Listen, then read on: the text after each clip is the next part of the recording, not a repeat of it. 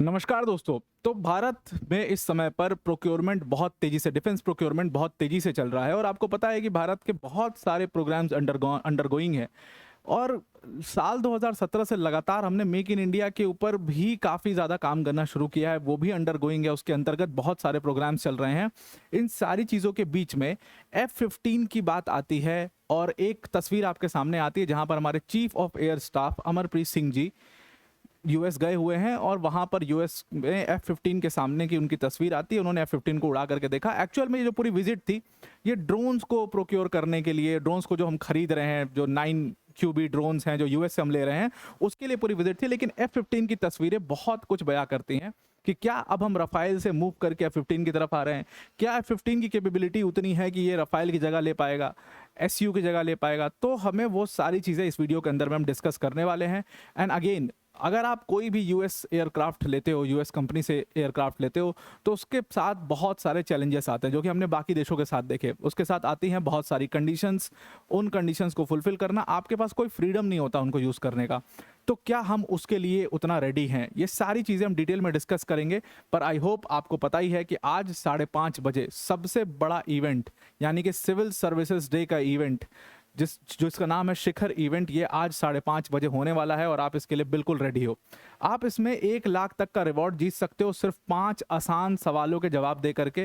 ये 5 आसान सवाल, इस इवेंट जब ये लाइव हो रहा होगा यूट्यूब के ऊपर, तो उसी दौरान ये सवाल आपको दिए जाएंगे और जो भी उसमें इसका जवाब सही देगा वो 1 लाख तक का इनाम जीत सकता है। इसमें बहुत सारे इनाम हैं इसके अंदर।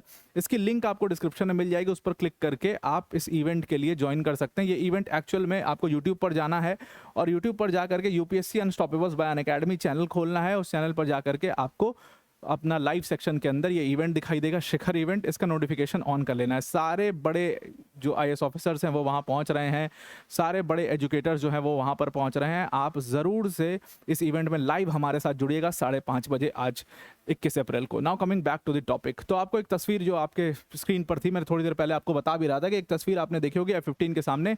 हमारे चीफ ऑफ एयर स्टाफ 6 अप्रैल से 13 अप्रैल तक यूएस में रहे और उनकी तस्वीर आती है अमरप्रीत सिंह जी की, जहां पर वो F-15EX ईगल 2 फाइटर जेट्स को उड़ाते हैं। नेलिस एयरफोर्स बेस जो है नेवाडा के अंदर, वहां पर ये तस्वीर, वहां से ये तस्वीर सामने आती है। और उसके बाद जो पूरी एक हमेशा से एक यूएस के एयरक्राफ्ट को लेकर के भारत के अंदर एक थोड़ा सा रेजिस्टेंस सा दिखाई देता है, वो रेजिस्टेंस आपको देखने को मिलता है। वो रेजिस्टेंस थोड़ा सा कहीं ना कहीं वो गायब होता हुआ नजर आता है।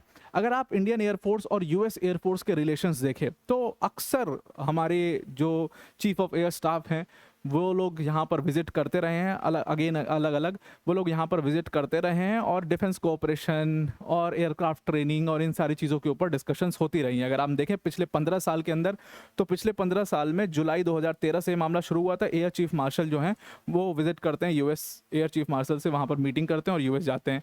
उसके बाद मई 2015 के अंदर फिर उस समय के जो एयर चीफ मार्शल थे वो भी विजिट करते हैं और फिर वो भी बायलेटरल डिफेंस कोऑपरेशन के ऊपर बात करते हैं। इसी तरीके की एक विजिट 2017 में हुई थी जहाँ पर air chief marshal Birender Singh Dhanoa ji वो गए थे वहाँ पर। और इसी तरीके से 2026 में अप्रैल 6 से 13 तक हमारे chief of air chief marshal Amarpreet Singh ji जो हैं वो वहाँ पर गए।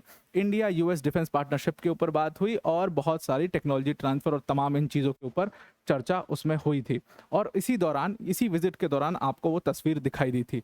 अब अगर आप इन विजिट्स को ध्यान से देखें, ये विजिट्स जो है जितनी भी हुई, आप यहाँ पर देखेंगे अगर पिछले 15 साल में, तो एक 13 में हुई, 15 में हुई, उसके बाद एक जो है वो 17 में हुई, फिर 2026 में, 17 के बाद सीधा 26 में, 9 साल, लगभग 9 साल बाद ये विजिट्स जो हैं ये पूरा इनविटेशन बेस्ड विजिट्स हैं। ये कोई ऐसा पीरियोडिकल विजिट्स नहीं हैं, बहुत ऑफनली नहीं होती हैं कि हर साल होना ही है एक विजिट और हर साल ये डिस्कशंस होना ही है। तो ये पीरियोडिकल विजिट है। किस बेसिस पर? ये यूएस इनविटेशन जो है, जो यूएस इनविटेशन हमें प्रोवाइड करता है उसके बेसिस पर ये हमारे जो एयर चीफ मार्शल हैं वो वहाँ पर जाते हैं, डिस्कशन करते हैं। तो ये इनविटेशन क्यों दिया जाता है? एक्चुअल में ये इनविटेशन आप तब देते हैं जब आप कुछ सेल कर रहे होते हैं। और जैसे रिसेंटली आपको पता ही है कि ये विजिट का जो मेजर कारण था वो ये था कि यूएस की जो MQ-9B स्काई गार्जियन ड्रोन्स हैं जो इंडियन एयरफोर्स खरीद रहा है, उसका पॉसिबली ये डेटा शेयरिंग था, जो चीज़ हो रही थी वो उसको वहाँ पर चेक करने और उसका तमाम उसके खूबियाँ, उसकी कैपेबिलिटीज़ को देखने, कैसा डेवलपमेंट है वो देखने गए थे। अब US MQ-9B sky guardian drones के साथ साथ चर्चा शुरू होती है F-15 की भी, कि क्या हम अपने MRFA प्रोग्राम के अंतर्गत F-15 को लेकर के आ रहे हैं, क्योंकि एक बार हम धोखा खा चुके हैं यूएस से, उसके ऊपर हम चर्चा अभी थोड़ी देर में करेंगे। तो क्या हम उसको फिर से वहीं पर फोकस कर रहे हैं, और क्या F-15 इतना केपेबल है कि भारत को उसको यूज़ करना चाहिए? ये सारे सवाल वहाँ पर खड़े होते हैं उस तस्वीर को देखते ही। जो एक रेजिस्टेंस था इंडियन एयरफोर्स का, जो दिखता था यूएस F-15 की तरफ, वो रेजिस्टेंस थोड़ा सा सॉफ्टन तो होता है एयर चीफ मार्शल की उस तस्वीर से। क्या रेजिस्टेंस था, ये पूरी कहानी क्या है, इसको हम समझते हैं। सबसे पहले भारत ने अपना MMRCA प्रोक्योरमेंट प्रोसेस शुरू किया। MMRCA प्रोक्योरमेंट प्रोसेस बेसिकली ये एक तरीके से जो एयरक्राफ्ट है जिसको हम खरीद रहे हैं, उसमें मेजर कंडीशन ये रही कि इस प्रोक्योरमेंट प्रोसेस के थ्रू कि हम मेक इन इंडिया करेंगे। मतलब कि कुछ एयरक्राफ्ट तो फिलहाल के लिए अपने गैप को फिल करने के लिए हम डायरेक्टली खरीद लेंगे, जैसे हमने रफाइल के साथ कॉन्ट्रैक्ट किया, तो हम रफाइल के कुछ एयरक्राफ्ट तो डायरेक्टली खरीद लेंगे, लेकिन मेजर चंक जो होगा वो भारत के अंदर बनेगा। और भारत के अगर अंदर बन रहा है, इसका मतलब ये हम उसके लिए बहुत खर्चा कर रहे हैं, उसके लिए जो फैसिलिटीज़ चाहिए वो हम प्रोवाइड कर रहे हैं, प्लस उनको हमें टेक्नोलॉजी ट्रांसफ़र करना पड़ेगा, तभी वो भारत में बन पाएगा। और यही प्रॉब्लम रफाइल के साथ शुरू में फंसी थी। तो टोटल हुआ क्या था कि ये जो MMRCA प्रोक्योरमेंट प्रोसेस था, ये शुरू हुआ और इसमें अलग अलग कंपनीज ने अपना पिच किया। तो इसी में बोइंग ने F-16 और F-18 फाइटर जेट्स के लिए पिच किया था भारत में, लेकिन भारत ने उस समय पर रफाइल को चूज़ किया। और क्योंकि हमारे थोड़े से संबंध भी खराब चल रहे थे, तो इस वजह से इसका बहुत बड़ा, और यूएस के साथ दिक्कत भी ये रहती, बहुत सारी कंडीशंस वो लोग लगाते हैं। यूएस की गवर्नमेंट का बहुत रोल रहता है। अब जैसे आप देखिए कि जिसके पास भी F-15 F-16 है, ये सारे फाइटर जेट्स हैं, उनके ऊपर कंडीशंस कि यहाँ यूज़ नहीं कर सकते, वहाँ यूज़ नहीं कर सकते, जो भी यूएस इक्विपमेंट यूज़ करता है। जैसे यूक्रेन अब बहुत सारी ballistic missiles, long range missiles जो है वो यूएस की यूज़ करता है, तो उन्होंने कह दिया नहीं भाई, रशिया के डीप इनसाइड टेरिटरी पे आप यूज़ नहीं कर सकते इसको। तो वो कंडीशंस बहुत सारा लगाते हैं। तो इसीलिए मे बी प्रोबेबली भारत ने रफाइल को चूज़ किया, और टोटल ये 126 फाइटर जेट्स का कॉन्ट्रैक्ट हमने साइन कर लिया। शुरू में हमने उसमें फाइटर जेट्स जो है वो 36 रफाइल फाइटर जेट्स लिए हमारे मिनिस्ट्री ऑफ डिफेंस ने।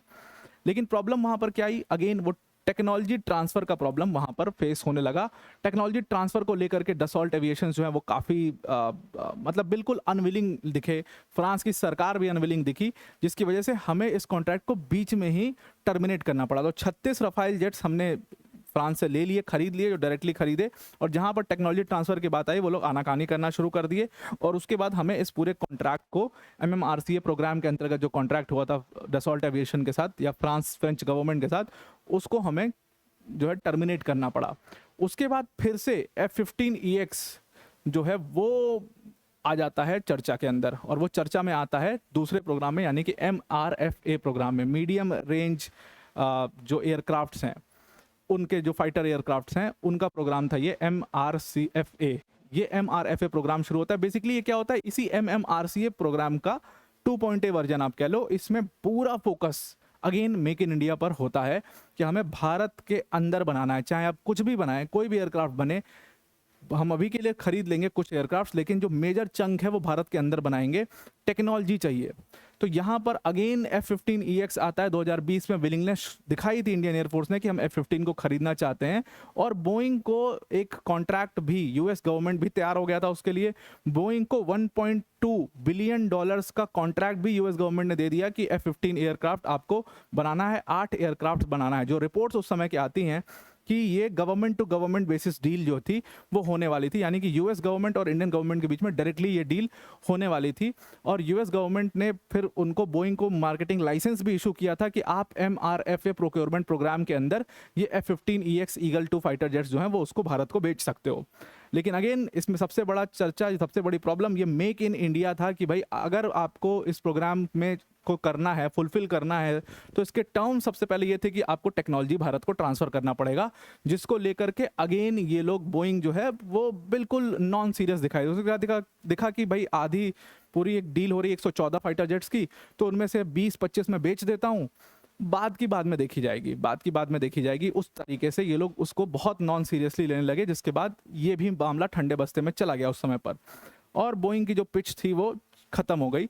उसके बाद इसके बाद कई सारे डेवलपमेंट्स हुए, और इसीलिए आप देखते हो कि 17 के बाद जो नेक्स्ट इन्विटेशन आया वो 2026 में आया, जिसका एक बहुत बड़ा कारण है। तो अब 17 के बाद एकदम ठंडे बस्ते में मामला चला जाता है और दोबारा से हमारा फोकस रफ़ाल की तरफ होना शुरू हो जाता है। उसका कारण था, रफ़ाल ने परफॉर्म करके दिखाया। बहुत सारे इवेंट्स, आपको पता ही है कि अलग अलग इवेंट्स हुए जिसमें रफ़ाल को इस्तेमाल किया गया और रफ़ाल ने बहुत अच्छा परफॉर्म करके दिखाया।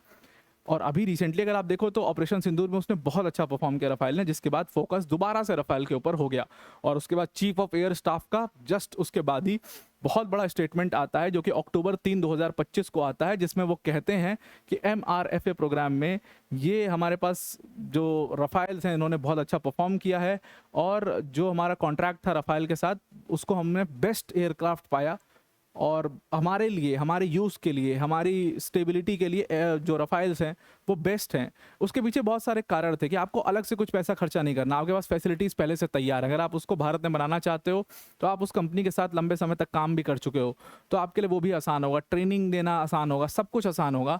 और अभी क्या है कि हर एयरक्राफ्ट का अपना इंफ्रास्ट्रक्चर होता है, तो अगर आप F-15 को अगर भारत में बनाना चाह रहे हो तो उसका इंफ्रास्ट्रक्चर अलग होगा। सबसे पहली चीज़ तो टेक्नोलॉजी ट्रांसफ़र को लेकर के US आनाकानी करेगा, तो यहाँ पर फ्रांस के साथ आप वो कर सकते थे। तो रफ़ाल की तरफ फिर से फोकस होना शुरू हुआ और रफ़ाल के फेवर में फिर से आप देखोगे कि भारत ने बात करनी शुरू करी और फ्रांस का भी विलिंगनेस था कि ये बातचीत हो जाए और किसी तरीके से ये डील फिर से हो जाए, जो डील टर्मिनेट हो गई थी वो डील फिर से हो जाए।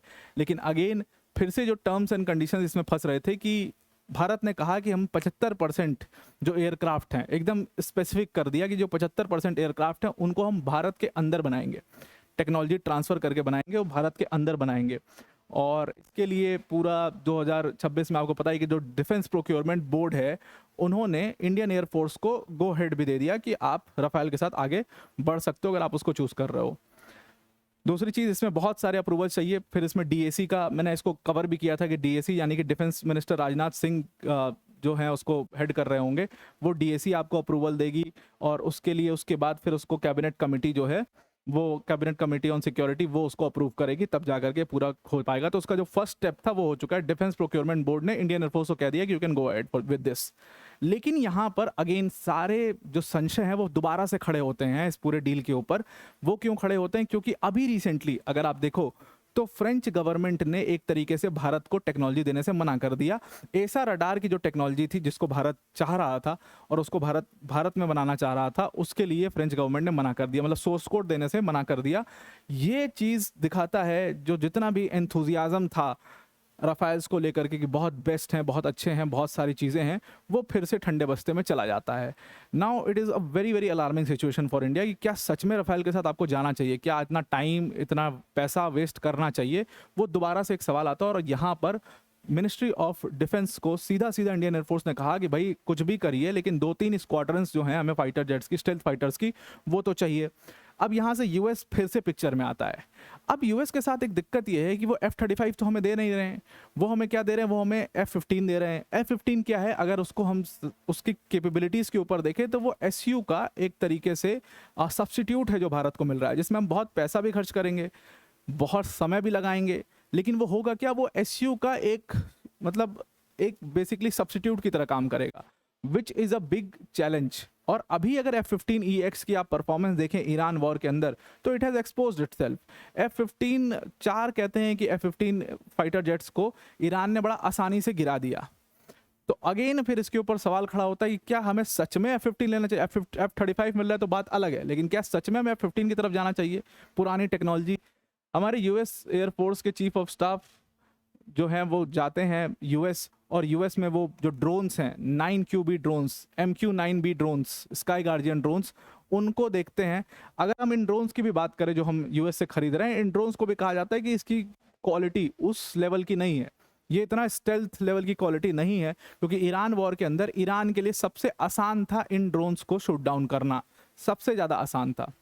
तो अब एक्सपर्ट्स का कहना है कि US से F-15EX लेने के बजाय, जो कि एक सब्स्टिट्यूट है SU का, उसके बजाय आपको जो फोकस करना चाहिए वो SU के अपग्रेड तैयार करने के करना चाहिए, क्योंकि SU is armed with BrahMos, you can arm it with BrahMos. और सबसे बड़ी चीज़, SU के साथ आता है बहुत सारा फ्रीडम, जहां पर आप अपने हिसाब से उसको कभी भी इस्तेमाल कर सकते हैं।